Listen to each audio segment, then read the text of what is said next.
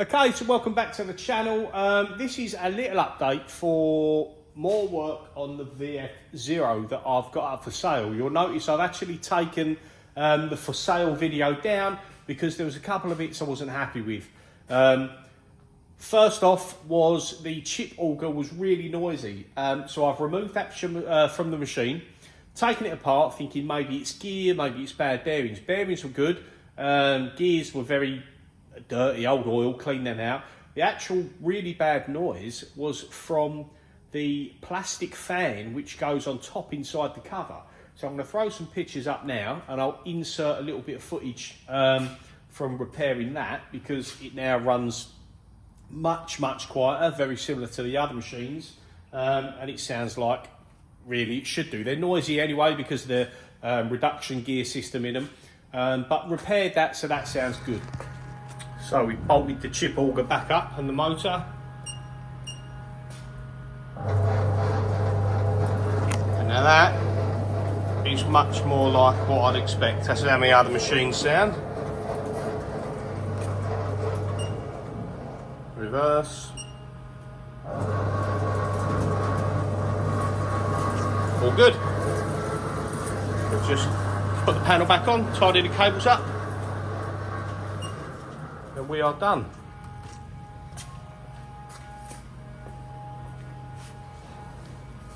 So you have to take this side panel off to get to it, and then you've got the bolt through the auger there.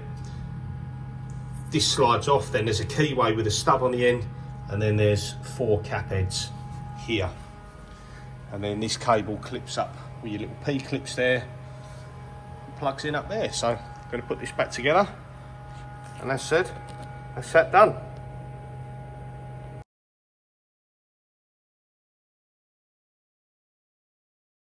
So it's not screaming anymore, so to speak. The other thing was someone commented about the machine sort of making a lot of banging noises when it's rapiding. Unfortunately, these older style machines and these way covers, they run up and down on the rails, and the covers do clonk around because they are old. There's not much I can do in that sense.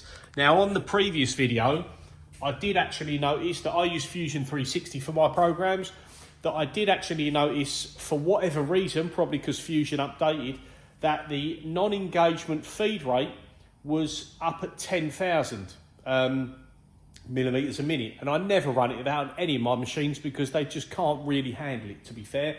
So that definitely didn't help with the video footage. I normally set it as the default to the cutting feed rate. So if I'm cutting at 1200 millimeters a minute or 2000 millimeters a minute, that's what the non-engagement feed rate is. So that attributed to the noise. But unfortunately, the way covers are a little bit clonky.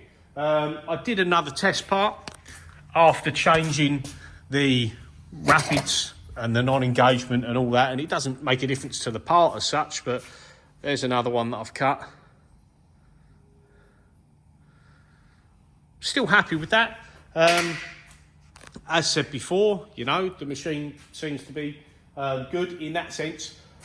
But one thing I wasn't happy with, after running a couple of them test parts again, playing around with that non-engagement feed rate and what have you, I noticed that after the roughing, the tools were popping, and it seemed to get worse the longer I was running these parts. Now, they're only a 15-minute part.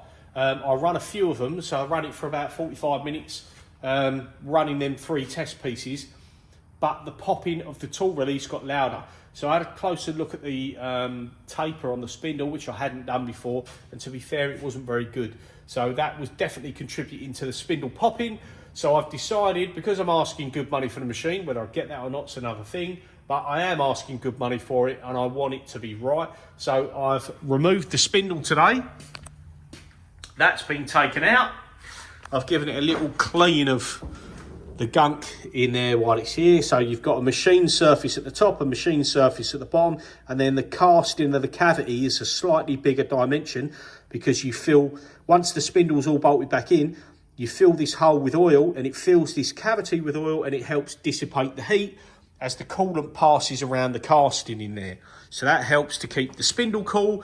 And if you're keeping the spindle cool, even though that's a bit of a not the greatest way to do it, but it's better than nothing. And you're keeping the spindle cool, it's hopefully going to make the bearings and stuff like that last longer. Now the bearings sounded okay, so nothing else is being done other than a regrind on the taper. I've sent that off to Midland Machine Tool Recon, who have done my taper grinds for me in the past, and they can actually regrind it whilst the spindle cartridge is fully assembled. They don't have to, you don't have to strip it and remove your bearings and all that sort of stuff, remove the top pulley or anything. You can send them the entire thing. Yes, it costs more money to have done that way, because it's probably more setting up and fiddling around for them, making sure nothing goes in there, no ingress and stuff like that.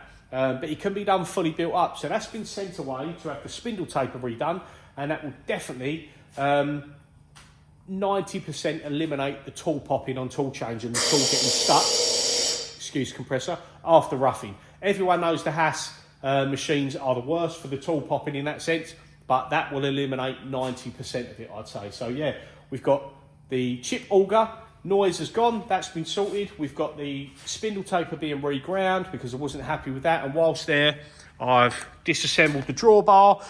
There was one broken washer, which I've thrown away. But I did notice the drawbar pressure on this one was down to about 25 or about 22 bar, I think. And my other machines, when that had the new spindle, I say it's not new spindle, when I redone that, they both got around 32 bar. So it's a little bit down to what I'm used to. Now I have no idea what a new spindle should be, because it seems to vary. So, and I've never had a brand spanking new spindle on a new machine, so I can't really tell you. But I did actually put my drawbar gauge in a Doosan machine of a friend's, and it was around the same, 32 to 35 bar. So I'm assuming that's pretty good because his machine is much newer than these. So we've got that disassembled. I replaced one of the washers because I've got loads of spare ones. The ball bearings are good. The collets are good. We stripped it down. Apologies. The only thing this one didn't have, every other one I've taken apart has had shims in the top. Now I'm assuming this is to get you to, so they've all had 79 Belleville washers or springs, and they've had varying amounts of these shims. Now I'm assuming that's to sort of get you to exactly where you want to be on the drawbar pressure. So, like I say, every one I've had has had 79 washers and between 3 and 5 of these little shims. This one had none and one broken washer, so that's going to be contributing to why it was down on drawbar force. So I'm going to put that back and I'll have a play around when the spindle comes back and get that up to around 32 bar, the same as the other machine. So yeah, that's the update. That's the reason why I've taken down the video of the for sale, because we want to do a little bit more work. And after that, currently, I think I will be happy with that. Chip auger solved, spindle not popping and banging and getting stuck after roughing, and hopefully a little bit more drawbar force, which I didn't actually check previously. I forgot all about it. So yeah, again, it is what it is. I'm not going to get into doing bearings, like ball screws and bearings, because personally I don't think there's an issue with that. It's an old machine. It kind of is what it is. I'm not going to get into that and just start chucking money at it when I'm trying to sell it, obviously. I think it's okay as it is. So yeah, little update on the VF0. I'll do another for sale video when the spindle comes back. Probably, I'd like to say by the end of this week, or by Saturday, I'll have it back and I'll be able to put it back together and get it back up and running again. And I'll do a new video. I'll show a bit more of the cutting and hopefully much quieter tool changes and less banging with that non-engagement feed rate, etc. So it will be an even better machine for sale. So yeah, cheers for watching. See you again soon.